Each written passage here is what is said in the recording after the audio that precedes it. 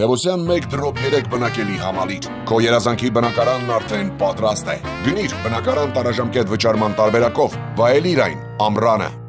Ողջույն, այսօր խոսելու ենք ամենատարածված քրոնիկական բակտերիալ վարակներից մեկի հելիկոբակտեր պիլորիի մասին եւ տաղավարում հյուրընկալել ենք Յոլիան արյունաբանության եւ ուրուցկաբանության կենտրոնի գաստրոենտերոլոգ Աստղիկ Խաչատրյանին։ Բարև ձեզ։ Բարև ձեզ Անի ջան։ Բժշկուհի նախ խոսենք հելիկոբակտերի մասին, այն ինչպես է հայտնվում մեր օրգանիզմում եւ ինչ վնասներ է հասցնում։ Հելիկոբակտերը ճիշտ նշեցիք, որ շատ տարածված է, շատ են խոսում հելիկոբակտերի մասին։ Վարակման ուղիների մասին ասեմ մի քիչ, հետո անցնենք հաջորդ հարցերին։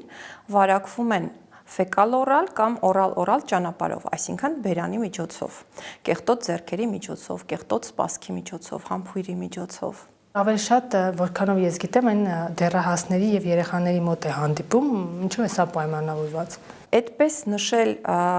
ճիշտ չէ, քանի որ ցանկացած տարիքում կարելի է վարակվել հելիկոբակտերով, իսկ ինչու են ռիսկի գործոն ավելի շատ, այսինքն ոչ թե ռիսկի, այլ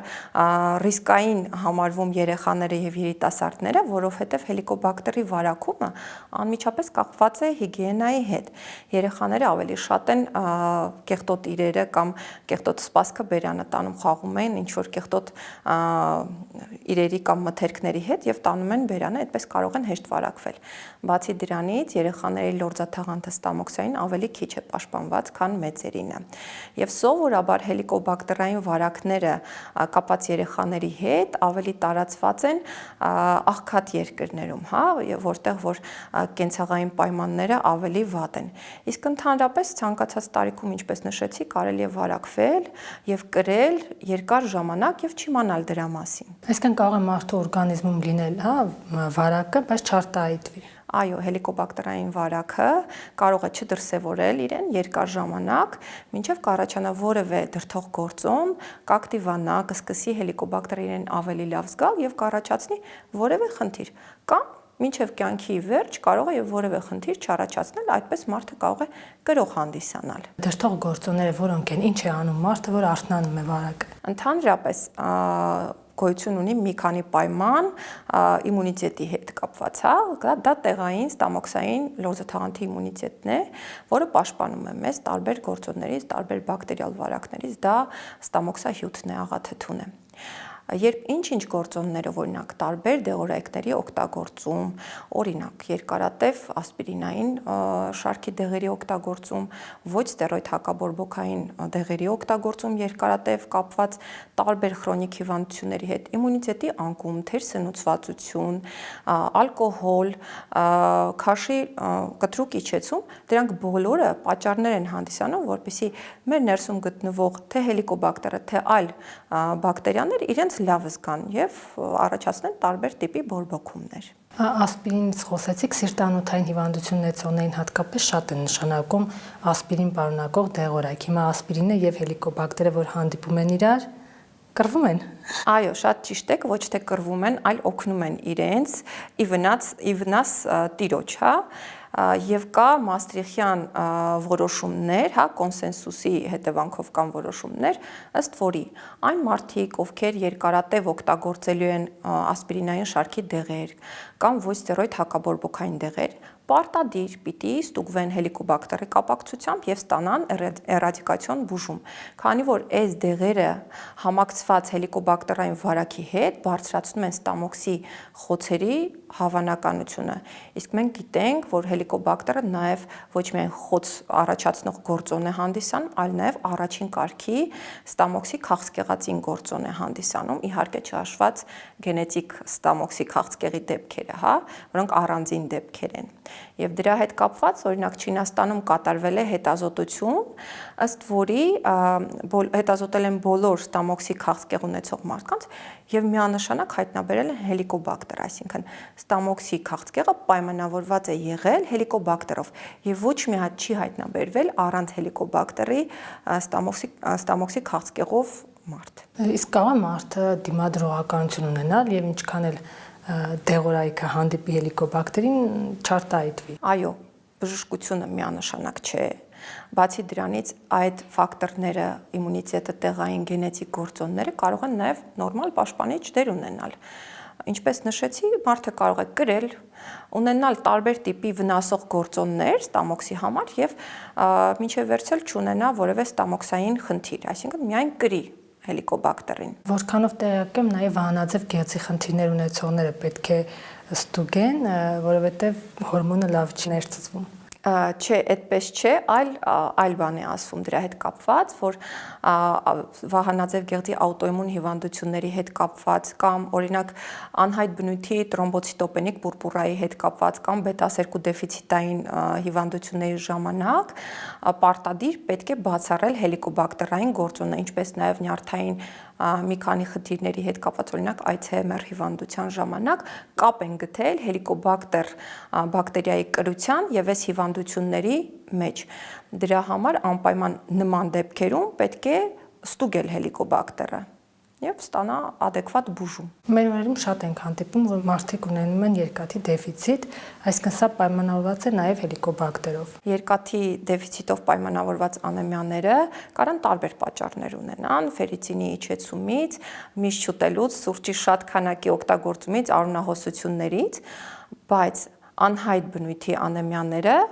պարտադիր պետք է ստուգվեն հելիկոբակտերի կապակցությամբ, չէ՞ որ հելիկոբակտերը առաջացնում է գաստրիտ, երբեմն նաև ատրոֆիկ գաստրիտ, այսինքն ստամոքսի գեղձերի տափակեցում, որը բավականին ուշադրության արժանի հիվանդություն է, ինչ որտեղ նաև վտանգավոր, եւ այս դեպքում առաջանում է երկաթի ներծծման խնդիր։ Նման մարդիկ կարող են ունենալ երկաթ-դեֆիցիտային անեմիա որպես առաջին նշան։ Այս դեպքերում հատկապես պետք է կատարել էնդոսկոպիկ հետազոտություն, գտնել բակտերիան, եթե բակտերիայով է պայմանավորված ատրոֆիկ գաստրիտը եւ ստանա համապատասխան բուժում եւ այս ֆոնի վրա նկատվում է լավացում։ Ճիշտ է, որ ռիսկի գոտում արյան առաջին խումբ ունեցողներն են։ Կա նման հետազոտություններ, բայց ես չեմ շտապում դրանք միանշանակ ներկայացնել, որովհետև դրանք դեռ հետազոտություններ են կապված արյան խմբերի եւ ստամոքսի քաղցկեղների հետ կապված, հա։ Դրանք դեռ փոքր քանակի հետազոտություններ են, չեն ընդունվել որպես միանշանակ գործոն։ Գաստրիտից խոսեցիք, շատերը սնունդ ընդունելուց հետո ցավ են ունենում, ասում են, հա, ժոգաս է ու գնում են դեղ խմելու, բայց սա կարող է կապ ունենալ հելիկոբակտերի հետ եւ ընդհանրապես սնվելուց հետո այդ մի փոքր փքվածությունը եւ այլն կապ ունեն, թե անդադ պետք է լինի խնդիրը, որ նոր կապեն հիվանդության հետ։ Հելիկոբակտեր կրության հետ կապված կան մի շարք գանգատներ եւ իհարկե կարող են չլինել գանգատներ։ Գանգատներից են վքնածությունը, դիսկոմֆորտը ստամոքսում, երբեմն ցավը, կախված թե ինչ է արդեն հասցրել առաջացնի այդ հելիկոբակտերը, այրոց կարող է լինել եւ իհարկե նման դեպքերում մենք կարող ենք մի քանի կերպ վարվել, հա, հիվանդի հետ։ Օրինակ արտասահմանում կարող են, եթե հատկապես ջահել է հիվանդը, երիտասարդ է, կարող են test and treat անել, այսինքն ստուգել հելիկոբակտերը, տարբեր միջոցներ կան, չէ՞, ստուգման, եւ միանգամից էրադիկացիա անել։ Բայց Հայաստանում մենք շատ հազվադեպ ենք նման կերպ վարվում, ինչու՞, որովհետեւ այստեղ էնդոսկոպիկ միջամտությունը դիագնոստիկան բավականին մատչելի է եւ հասանելի է պացիենտի համար։ Բացի դրանից փորձը ցույց է տվել, որ շատ դեպքերում մենք հայտնաբերում ենք մի բան ավել, քան սպասում էինք, հա, եւ դրա համար այս դեպքում մենք միանշանակ անում ենք էնդոսկոպիկ հետազոտություն, վերցնում ենք հելիկոբակտերը, ստուգում ենք հենց լորձաթաղանթի վրայից, որովհետեւ ամենազգայուն մեթոդներից մեկն է համարվում տեղից վերցնել հելիկոբակտերը ստուգել եւ կատարել բուժում։ Եվ նաև անդրադառնամ հետազոտման մեթոդներին, հա, հելիկոբակտերի կամ մի քանի հետազոտման մեթոդ, որոնք հասանելի են Հայաստանում, դա շնչական մեթոդն է, եւ ես ասում եմ, սրանք ըստ հավաստիության աստիճանների, հա, էնդոսկոպիկ մեթոդն է, ինչպես ասեցի, կղանքում հակածնային մեթոդն է, եւ հետո գալիս է արդեն արյան մեջ հակամարմինների մեթոդը, եւ իհարկե բժիշկն է որոշում, որ մեթոդով հսկել հիվանդին։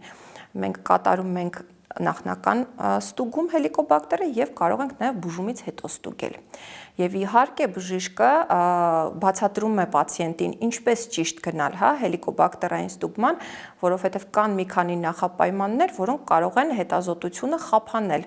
տան կամ կեղծ դրական կամ կեղծ բացասական պատասխաններ։ Դրանք են օրինակ մի ամսվա ընթացքում անտիբիոտիկների կիրառումը։ Եթե կիրառել եք 1 ամսվա ընթացքում անտիբիոտիկներ, կեղծ բացասական կարող է ցույց տալ հելիկոբակտերը կամ վիսմութ շարքի պրեպարատներ ելի մի ամսվա ընթացքում կամ PPI, այդ օմեպրազոլային շարքի դեղերը 2 շաբաթ գոնե չպիտի պացիենտը օգտագործի, որ կեղծ արդյունքներ չլինեն։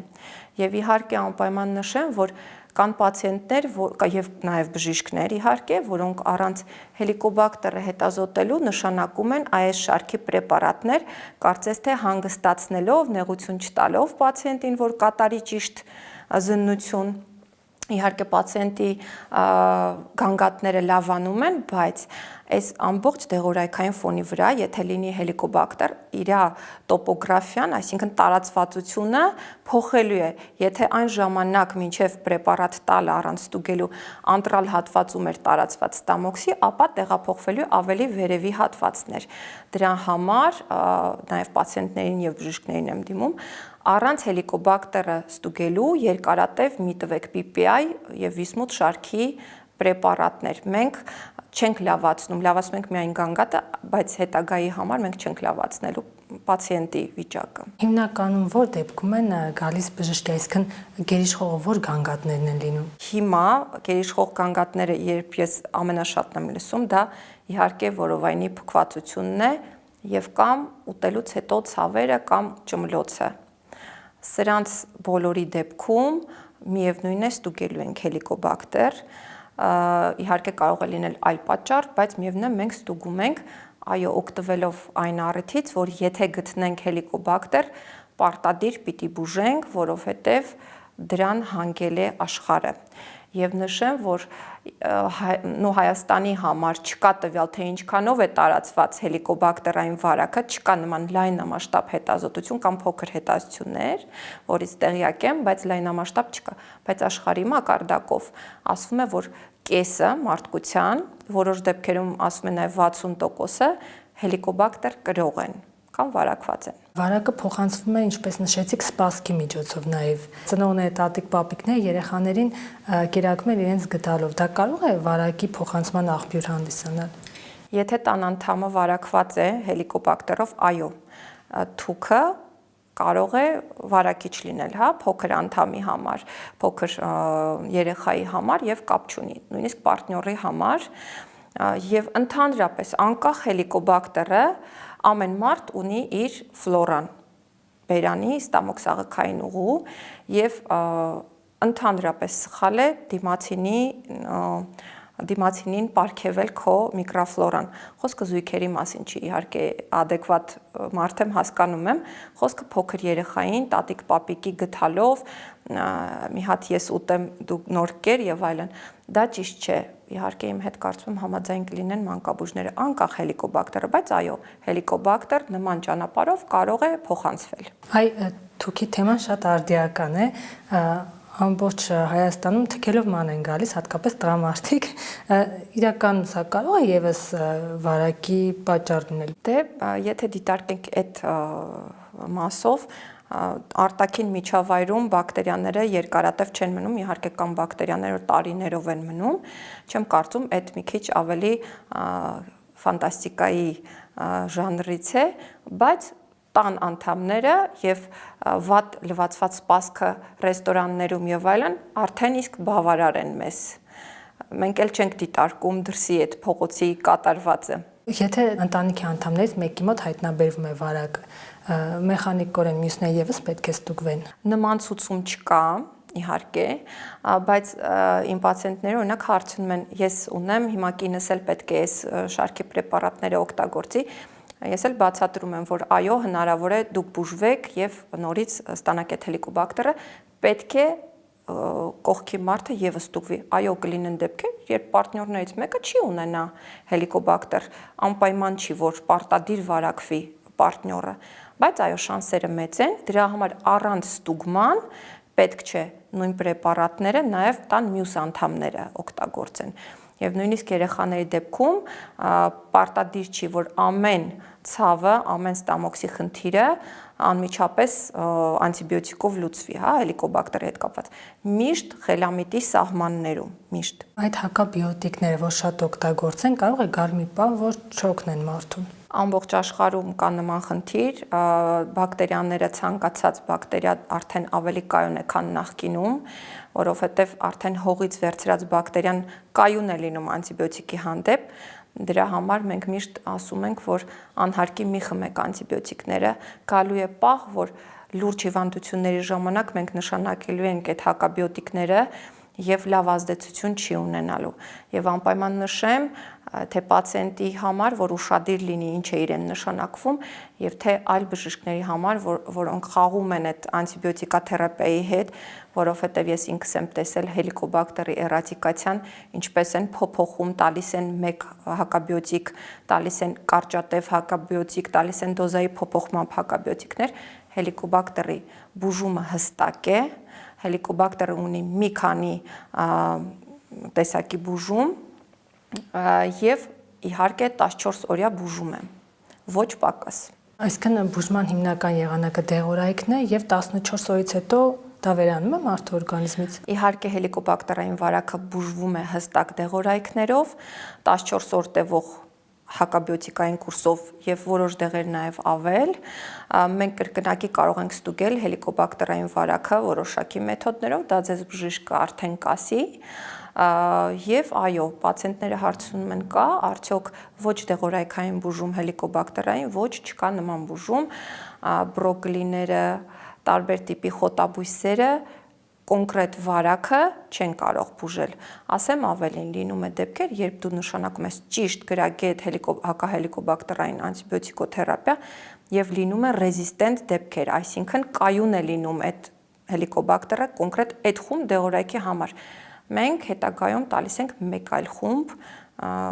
պրեպարատներով բուժում։ Հիվանդությունը հնարավոր է կրկնվի մարդու մոտ։ Հիվանդությունը հնարավոր է, որ կրկնվի, այսինքն վարակը հնարավոր է նորից կրկնակի հնարավոր է վարակվել։ Ես իմ